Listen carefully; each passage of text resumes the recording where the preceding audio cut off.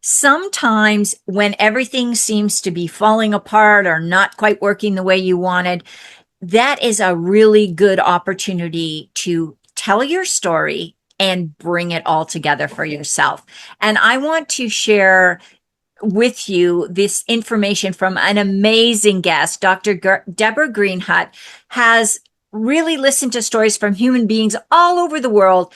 And one of the things that she has learned is that if you want to make decisions in your life, you need to develop the resilience of your own story. And so if you're stuck, it's probably because there's a gap somewhere in that story that you're telling yourself. So I think this is perfect because we are going to address this because a lot of people going through divorce are feeling that gap in their story. So Deborah, welcome. Thank you very much, Marty. It's a pleasure to be on your podcast. And it's always a pleasure to have you. Deborah has been on the D Shift, Redefining Divorce and Beyond, my podcast. And now she's on the podcast on the YouTube channel. And I'm just, her message is just so resonates with everybody. So let's talk about this whole idea and how did you get here? Deborah, because I know that you've done a lot of different things in your life. You've written an amazing book, which I have read, which is phenomenal. And then you've also done some other work. So this is, like many of us, not a straight arrow path to how you got here today. Right. Well, I'm not going to start from in the beginning because that's a long story. But thinking about what I'm doing right now, I've been working with caregivers, and I discovered that they needed a framework for changing their story in order to function going forward, or else they were going to burn out. So that was appealing to me. But then I started thinking about, well, much of my life was spent teaching freshmen English and teaching students how to write about an opinion. And I had set up this perfect template for them. I thought they could just breeze through it by picking and choosing from column A and column B. And the problem was they could say, one thing is true. Okay, immigration is a problem in our country. But then it came to what I believe about immigration, and they didn't know because they didn't have a backstory that helped them to clarify their own values or where they wanted to go or what they wanted to do. So sometimes I would just throw up my hands and say, well, pick a side just for the sake of the paper. It doesn't matter. But I've started to think lately, oh boy, does it matter? And the students we lost were the ones who could never do that. Not just pick a side, but buy into a side and say, this is what I believe. Right. So I've been working with many groups, and having been divorced myself, I know my story fell apart, from day one after it. I remember the lawyer saying, well, do you want to go change your name now? And I looked at him and I thought, I don't know. I Yeah. really had, some of us don't think about that. And I wasn't sure, so I didn't. But that's like one of those flashpoints where I should have had my story together. And no guilt intended to anyone who doesn't. Many of us cannot at that point. But I realized that, wow, if I don't know who I am, I can't make decisions that are going to improve my life. So it got real at that moment for me. And so the thing I've been doing with caregivers is really applicable to anyone who's going through a transition of some sort. So that's the way it's kind of evolved a little bit, crooked path, but Yeah. this is where I am right now. And I'm so excited because it gives me a chance to work with more people.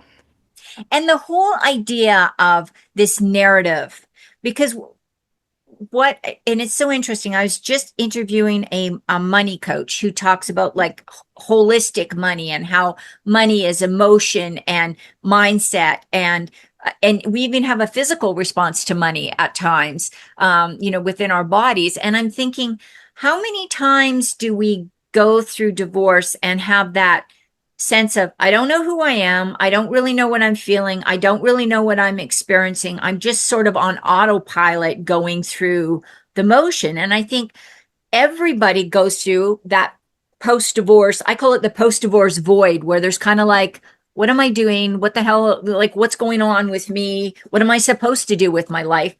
And not having a narrative or having a really bad narrative, I think, really causes us some trouble.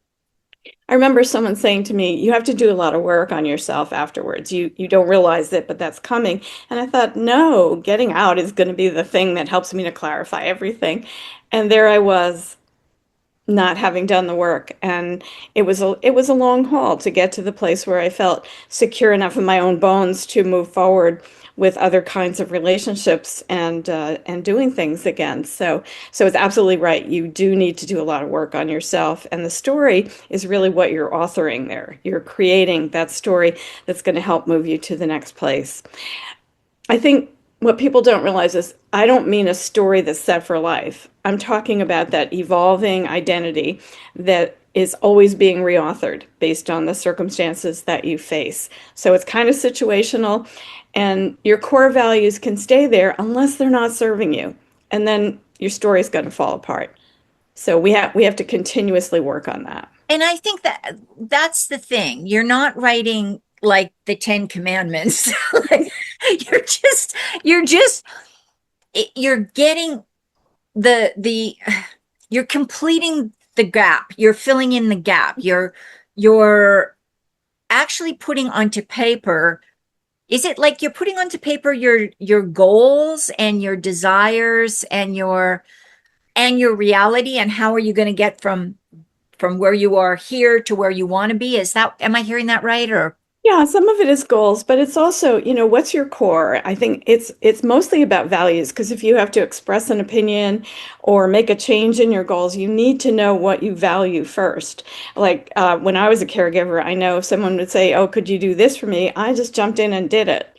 Even if I had just promised myself I was going to take 20 minutes and take a bubble bath or whatever I was going to do or read a book, and I would just forget about myself. So I had to get into that story, the piece that said, no, you're not. You're going to do what you said you were going to do because it's important for you to take care of yourself, or for me to take care of myself. yeah, And we forget those parts of it because we set on the spot, we value something else more. Maybe it's the attention, maybe it's the gratification we get. But meanwhile, we're exhausting ourselves and we're going to burn out. So, what is the value? If you don't care if you burn out, go for it. Just keep going. But especially after divorce, there's a lot of self-care, as you know, that needs to take place. yeah. Not just learning about yourself, but you have to put first the exercise, the rest, and all the things that you were not doing before, or it's hard to move on. And what about the person listening who's going, I'm not a writer. I've never liked writing. I didn't like writing in high school. I certainly am not going to write it now. Mhm. What are the advantages and the reality of creating this narrative? Well, let me make a distinction here. What I'm really talking about is what we call narrative competence. And that doesn't mean writing the story so much as understanding your story. So you don't even have to write anything down. If you can remember it and say to yourself, this is who I am, these are my values, and here's where I want to go. So whether that's a goal or a travel destination, what is it that you want to do next? Many people choose a new career or try to reinvent themselves at that point, just as students are doing when they're going to college, or people who are retiring. A lot of us have many stages of authorship there. And I'm saying, don't be afraid of that, but instead of telling the story or writing it to someone else, write it for yourself. What do you need to author to get yourself to where you want to be? Yeah. Because it's Yeah. not about anyone else. You don't have to have a reader for this. It's different from high school because it's writing to yourself. Here's what I am. And Or who. it's not, and this is what I so appreciate about what you're doing with people is it's not writing a book where you're going to publish it or anybody else is ever going to have to see it. It can be, I mean, maybe you want to share it with your kids once they get to be a little older and can understand, or maybe you want to share it with a friend who's also going through a divorce or a difficult experience.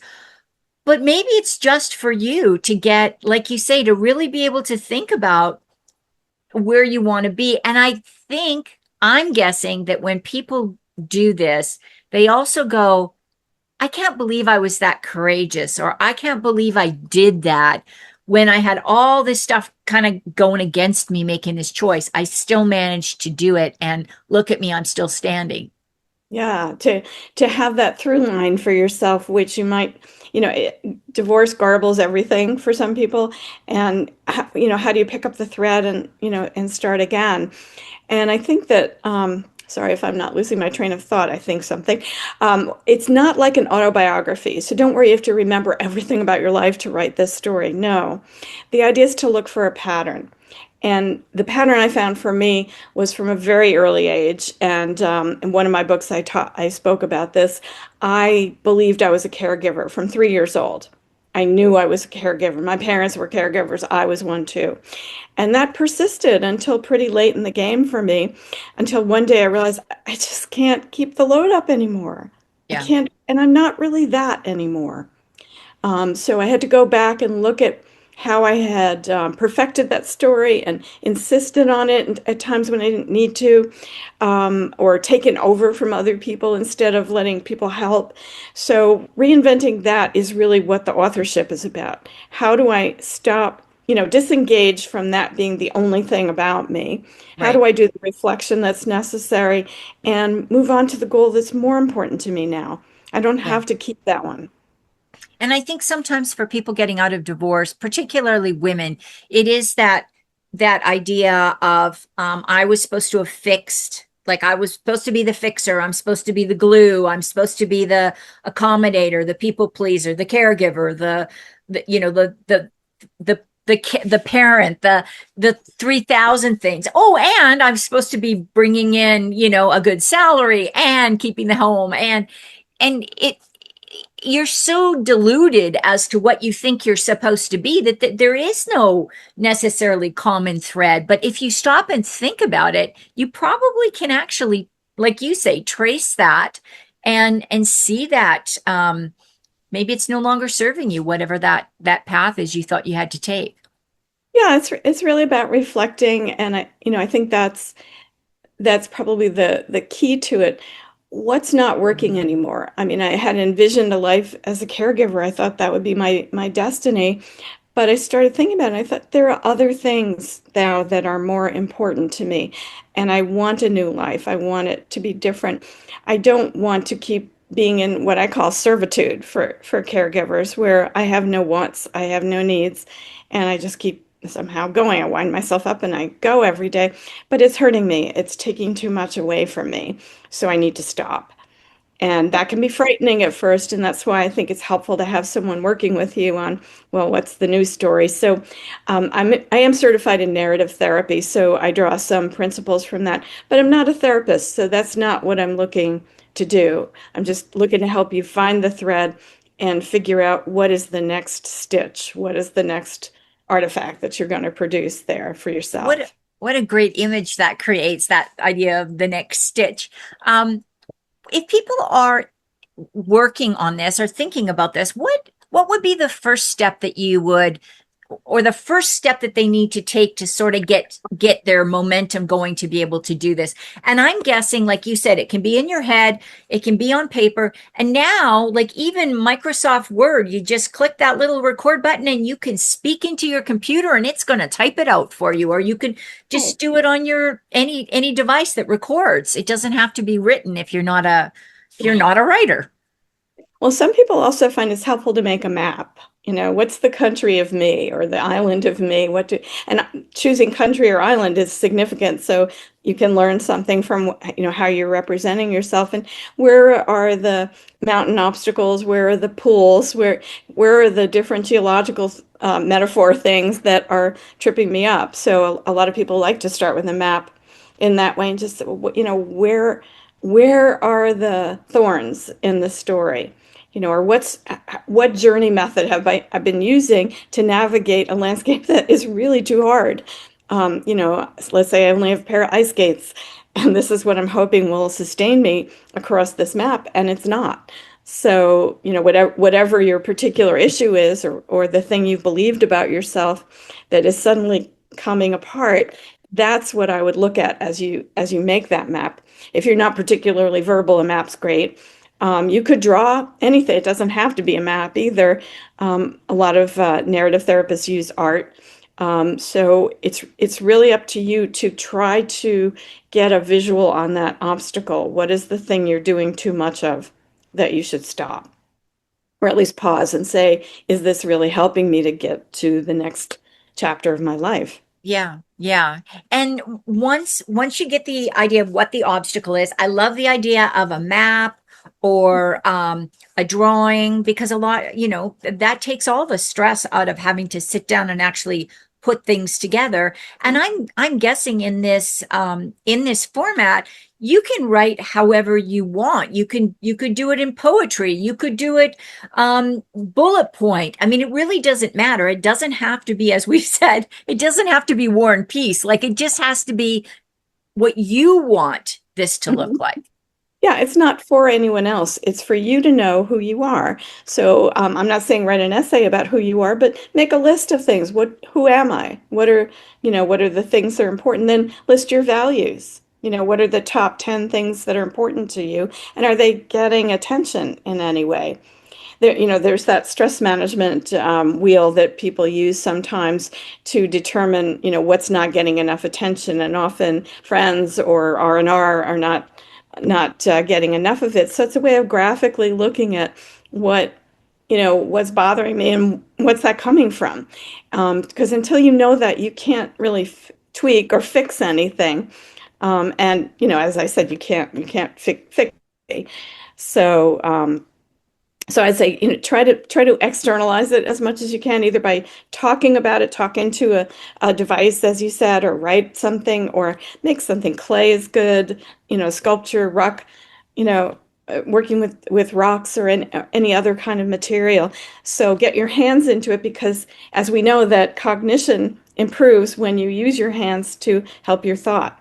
Right. So I would say any of those tools can use, and then talk to a coach about it if you're not sure. Well, I got all this data now. What do I do with it? So Yeah. that's where we can be helpful. And when Deborah says a coach, not me as a divorce coach, she means somebody like herself who specializes in helping people really get that idea of that narrative and creating that ability to say, okay, this is where I am, these are my values, and this is where I want to go.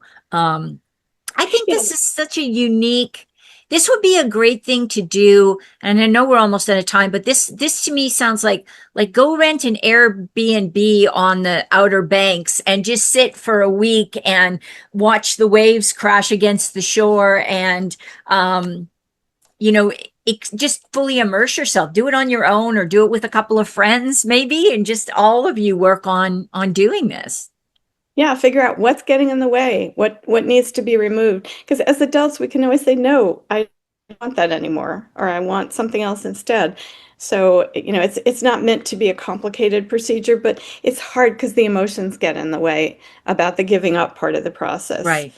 In a divorce, you've just given up maybe so much Yeah. that losing one more thing is a little scary, but we all had to do it, and I think are better off for it. And you don't have to do it at any particular time. Like you might want to wait 6 months or a year or even longer after your divorce until you take on this exercise. But I just think the value for gaining better insight into yourself. And at that time, once you get out of the immediate aftermath, you do want to start reinventing yourself, and you do want to start bringing in some of these things that you want to have more of in your life. Deborah, this has been a really interesting conversation, as always, with you. And I am so excited that this is what you're doing for people because I can definitely see how this is going to have incredible value for people. Thanks so much, Marty. It's been a real pleasure, and I always enjoy talking with you. So Well, thank you for and that.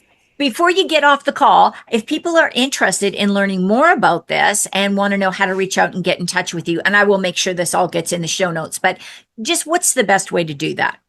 The best way to book a call with me or look at some of the things I've done is my website, www.deborahgreenhut.com. And I have a new one for college students if you know someone who's struggling with this, and that is collegeidentityspeaker.com. So that material there is specific to people who are either first year or second year and still not sure what they're supposed to be doing there. So, Oh, I think that's fantastic. And, kids who have been through a divorce sometimes do have, feel a little bit lack of support in college, and they maybe don't, it's a little harder to really be clear on what they want to do because they're dealing with so much other yeah. stuff as well. So that might be a really nice way to support them through that. So, Deborah, thank you so much again for all you do. And if you are watching this, thank you very much for your time. Don't forget to like, subscribe, and throw a comment in the chat. I promise that Deborah and I will respond as soon as we see it.